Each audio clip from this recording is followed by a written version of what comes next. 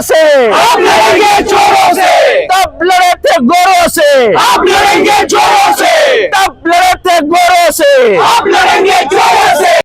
को लेकर शरद पवार हो, राहुल देखो, हमें गर्व इस बात का है कि हमारे नेता 85 साल के शरद पवार जी, हमारे नेता खड़गे जी, जो इंडिया अलायंस के नेता और कांग्रेस के अध्यक्ष है, उनकी उम्र है 85 साल, सिर्फ 85 साल, पर देश का संविधान खतरे में है।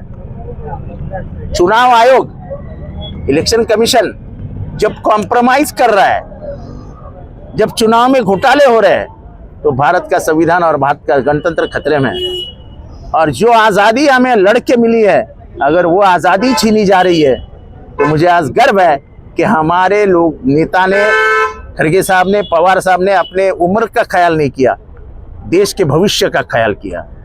और देश के भविष्य के लिए हमें लड़ना होगा, ये सोच के दोनों रास्ते पे उतर आए।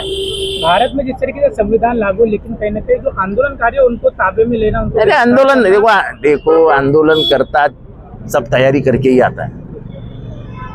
ऐसे आंदोलन को दबाया जाएगा, जेल में भेजेंगे, लाठीचार्ज होगा, गोलियां बरसेगी, इससे कोई फर्क नहीं गिरता।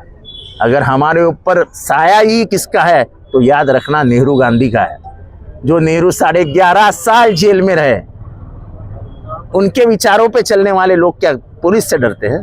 ब्रिटिशों से नहीं। तब लड़े से गोरों से, अब लड़ेंगे चोरों से। जिस तरीके से राहुल गांधी तब लड़े थे गोरों से, आप लड़ेंगे चोरों से, तब लड़े थे गोरों से, आप लड़ेंगे चोरों से, तब लड़े थे गोरों से। आप लड़ेंगे चोरों